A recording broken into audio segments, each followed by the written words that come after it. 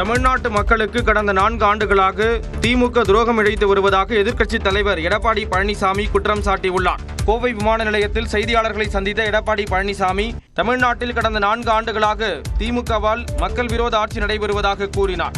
தினந்தோறும் கொலை, கொள்ளை, திருட்டு, வழிப்பறிவு, பாலியல் வன்கொடுமை நடக்காத நாளே கிடையாது. இன்றைய தினம் நடைபெற்றுக் கொண்டிருக்கிறது திரு ஸ்டாலின் மாடல் ஆட்சி தான் துரோக ஆட்சி என்பதை இந்த நேரத்தில் குறிப்பிட விரும்புகிறேன். மாநிலங்களவை சீட் விவகாரத்தில் தேமுதிகவுடன் சுமூகமான உறவு நீடிப்பதாக எடப்பாடி பழனிசாமி கூறினார். நீங்க அதிமுக பொறுத்தவரைக்கும் தேமுதிகவோட கூட்டணி இருக்கு அப்படின்னு இருக்கீங்க. அதான் தேமுதிக பொறுத்தவரைக்கும் ஜனவரியில தான் அறிவிப்பேன் அப்படின்றாங்க.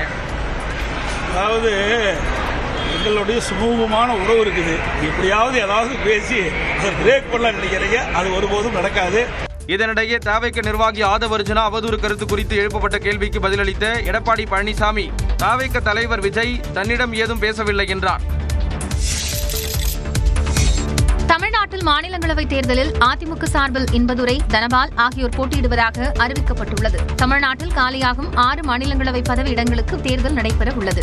அதிமுக சார்பில் 2 இடங்களுக்கு யார் போட்டியிடுவார்கள் என்று எதிர்பார்ப்பு எழுந்து வந்த நிலையில் தேமுதிக தங்களுக்கு ஒரு இடம் ஒதுக்க வேண்டும் என்று கோரிக்கை விடுத்து வந்தது.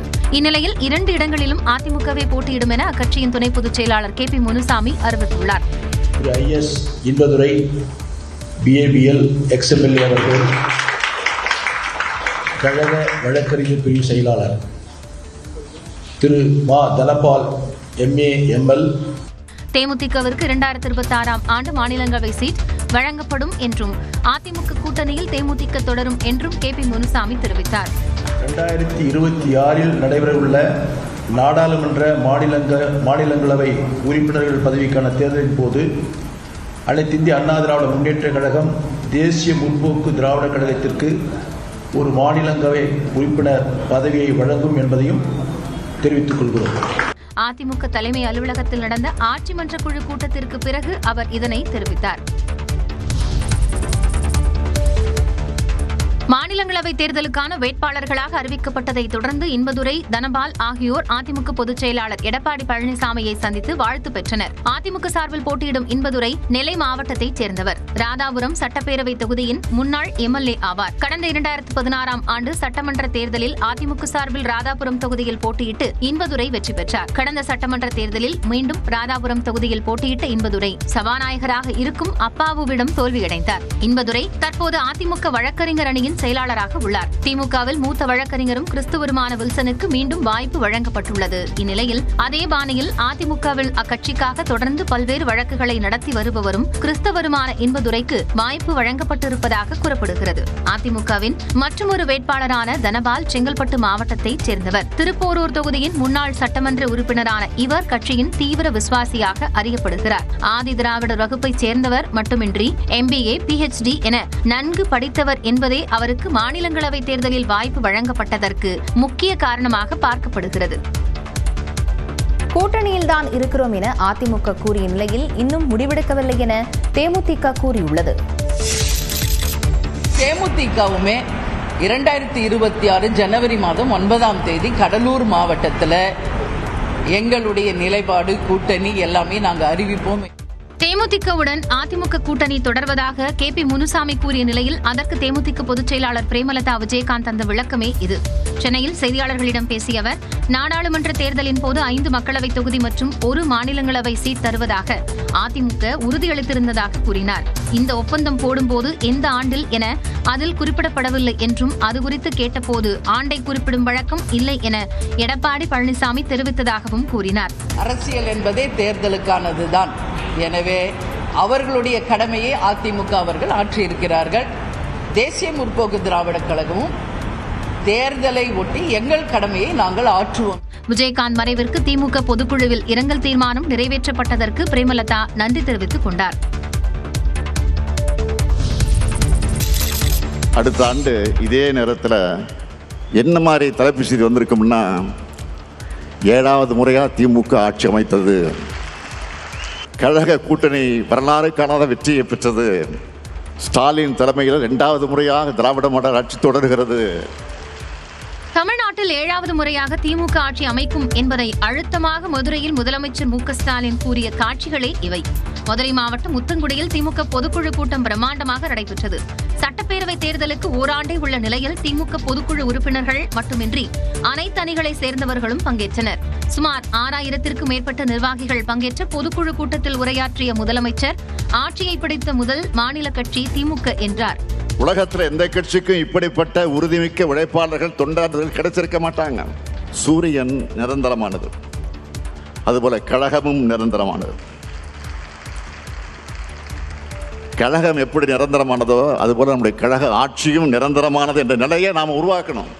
திமுகவில் இளைஞர்களுக்கு வாய்ப்பை கொடுங்கள் என கூறிய முதலமைச்சர் மு க ஸ்டாலின், இளைஞர்களால் கட்சியில் புது ரத்தம் பாய்ச்சப்பட்டு வெற்றி உறுதி செய்யப்படும் என்றார்.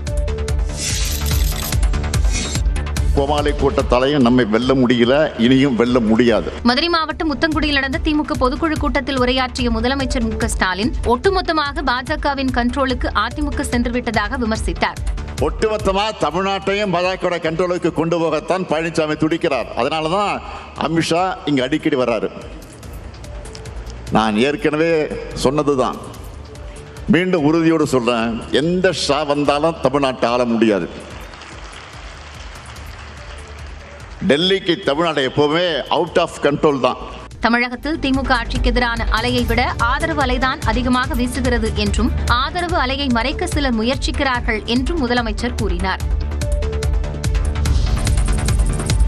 மதுரையில் நடைபெற்ற திமுக பொதுக்குழுவில் கல்வியாளர்கள் அணி மற்றும் மாற்றுத்திறனாளிகள் அணி என புதிதாக 2 அணிகளை உருவாக்க ஒப்புதல் அளிக்கப்பட்டுள்ளது. இதன் மூலம் திமுகவில் உள்ள சார்பு அணிகளின் எண்ணிக்கை 23 25 உயர்ந்துள்ளது.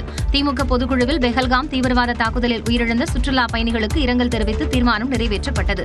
இதேபோன்று காங்கிரஸ் மூத்த தலைவர் குமரி அனந்தன், தேமுதிக நிறுவன தலைவர் விஜயகாந்த் உள்ளிட்டோரின் மறைவிற்கும் இரங்கல் தீர்மானம் நிறைவேற்றப்பட்டது. முன்னாள் முதலமைச்சர் கருணாநிதி பிறந்த நாளான ஜூன் 3ஆம் நாளை செம்மொழி நாளாக கொண்டாட திமுக பொதுக்குழுவில் தீர்மானம் நிறைவேற்றப்பட்டது. சாதிவாரி கணக்கெடுப்பை விரைவாகவும் முறையாகவும் நடத்த வேண்டும் என்பன உள்ளிட்ட 27 தீர்மானங்கள் திமுக பொதுக்குழுவில் நிறைவேற்றப்பட்டன. தமிழ்நாட்டில் ஒவ்வொரு வாக்குச்சாவடியிலும் 30% வாக்காளர்களை திமுக உறுப்பினராக சேர்க்க முதலமைச்சர் சிறப்பு தீர்மானம் கொண்டு வந்தார். ஓரணியில் தமிழ்நாடு என உறுப்பினர் சேர்க்கையை கழகம் முன்னெடுக்க வேண்டும் என இப்பொதுக்குழு தீர்மானிக்கிறது. திமுக பொதுக்குழுவில் தீர்மானங்கள் நிறைவேற்றப்படும் போது தொண்டர்கள் பட்டாசு வெடித்து மகிழ்ச்சியை வெளிப்படுத்தினர். திமுக பொதுக்குழு கூட்டத்தில் கலந்து கொண்டவர்களுக்கு தடபுடலான விருந்தளிக்கப்பட்டது. மதுரை உத்தங்குடியில் பிரம்மாண்டமாக திமுக பொதுக்குழு கூட்டம் நடைபெற்ற நிலையில் சென்னை அண்ணா அறிவாலயம் போன்ற முகப்பு தோற்றம் அமைக்கப்பட்டிருந்தது. பொதுக்குழுவில் 7500க்கும் மேற்பட்டோர் பங்கேற்ற நிலையில் மேடைக்கு இடதுபுறத்தில் ஒரே நேரத்தில் 3500 பேர் அமர்ந்து உணவருந்தும் வகையில் உணவுக்கூடம் அமைக்கப்பட்டு உணவு பரிமாறப்பட்டது. அசைவத்தில் மட்டன் எண்ணெய் சுக்கா, மட்டன் காடி, சாப்ஸ், கோலா உருண்டை, வஞ்சர மீன் வறுவல் என 24 வகையிலான உணவு பரிமாறப்பட்டன. சைவத்தில் சைவ சிக்கன் வறுவல், வெண்டைக்காய் ஃப்ரை, வெஜிடபிள் பிரியாணி உள்ளிட்ட 24 வகையான உணவுகள் பரிமாறப்பட்டது. முதலமைச்சர் மு க ஸ்டாலின் கட்சி நிர்வாகிகளுடன் இணைந்து மதிய உணவை சாப்பிட்டார்.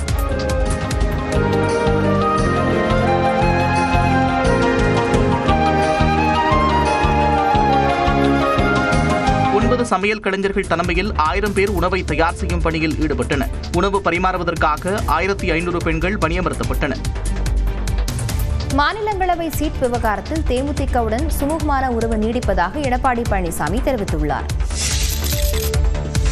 தமிழ்நாட்டு மக்களுக்கு கடந்த 4 ஆண்டுகளாக திமுக துரோகம் இழைத்து வருவதாக எதிர்க்கட்சித் தலைவர் எடப்பாடி பழனிசாமி குற்றம் சாட்டியுள்ளார். கோவை விமான நிலையத்தில் செய்தியாளர்களை சந்தித்த எடப்பாடி பழனிசாமி, தமிழ்நாட்டில் கடந்த 4 ஆண்டுகளாக திமுகவால் மக்கள் விரோத ஆட்சி நடைபெறுவதாக கூறினார். தினந்தோறும் கொலை, கொள்ளை, திருட்டு, வழிப்பறிவு, பாலியல் வன்கொடுமை நடக்காத நாளே கிடையாது. இன்றைய தினம் நடைபெற்றுக் கொண்டிருக்கிறது திரு ஸ்டாலின் மாடல் ஆட்சி தான் துரோக ஆட்சி என்பதை இந்த நேரத்தில் குறிப்பிட விரும்புகிறேன். மாநிலங்களவை சீட் விவகாரத்தில் தேமுதிகவுடன் சுமூகமான உறவு நீடிப்பதாக எடப்பாடி பழனிசாமி கூறினார். நீங்க அதிமுக பொறுத்தவரைக்கும் தேமுதிகவோட கூட்டணி இருக்கு அப்படின்னு இருக்கீங்க. அதான் தேமுதிக பொறுத்தவரைக்கும் ஜனவரியில தான் அறிவிப்பேன் அப்படின்றாங்க. அதாவது எங்களுடைய சுமூகமான உறவு இருக்குது.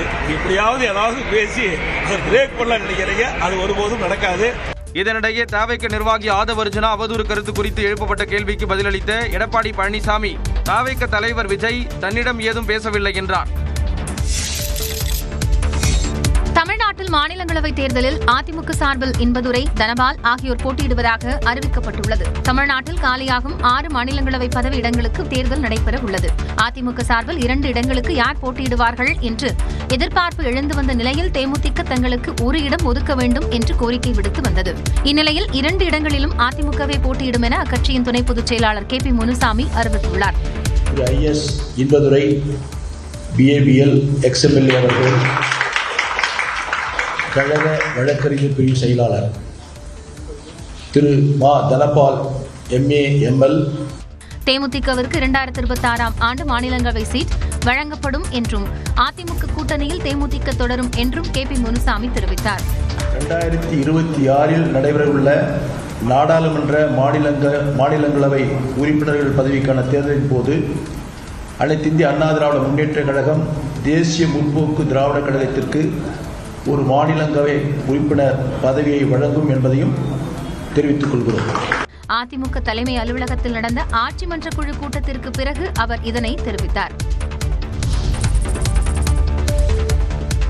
மாநிலங்களவை தேர்தலுக்கான வேட்பாளர்களாக அறிவிக்கப்பட்டதை தொடர்ந்து இன்பதுரை, தனபால் ஆகியோர் அதிமுக பொதுச் செயலாளர் எடப்பாடி பழனிசாமியை சந்தித்து வாழ்த்து பெற்றனர். அதிமுக சார்பில் போட்டியிடும் இன்பதுரை நெல்லை மாவட்டத்தைச் சேர்ந்தவர். ராதாபுரம் சட்டப்பேரவை தொகுதியின் முன்னாள் MLA ஆவார். கடந்த 2016ஆம் ஆண்டு சட்டமன்ற தேர்தலில் அதிமுக சார்பில் ராதாபுரம் தொகுதியில் போட்டியிட்டு இன்பதுரை வெற்றி பெற்றார். கடந்த சட்டமன்ற தேர்தலில் மீண்டும் ராதாபுரம் தொகுதியில் போட்டியிட்ட இன்பதுரை சபாநாயகராக இருக்கும் அப்பாவுவிடம் தோல்வியடைந்தார். இன்பதுரை தற்போது அதிமுக வழக்கறிஞர் அணியின் செயலாளராக உள்ளார். திமுகவில் மூத்த வழக்கறிஞரும் கிறிஸ்துவருமான வில்சனுக்கு மீண்டும் வாய்ப்பு வழங்கப்பட்டுள்ளது. இந்நிலையில் அதே பாணியில் அதிமுகவில் அக்கட்சிக்காக தொடர்ந்து பல்வேறு வழக்குகளை நடத்தி வருபவரும் கிறிஸ்தவருமான இன்பதுரைக்கு வாய்ப்பு வழங்கப்பட்டிருப்பதாக கூறப்படுகிறது.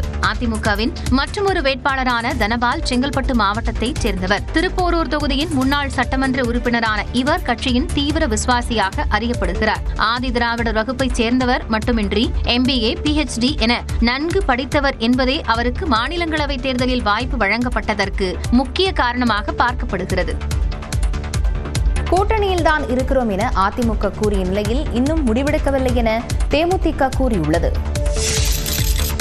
தேமுதிகவுமே 2026 ஜனவரி மாதம் 9ஆம் தேதி கடலூர் மாவட்டத்தில் எங்களுடைய நிலைப்பாடு, கூட்டணி எல்லாமே நாங்கள் அறிவிப்போம்.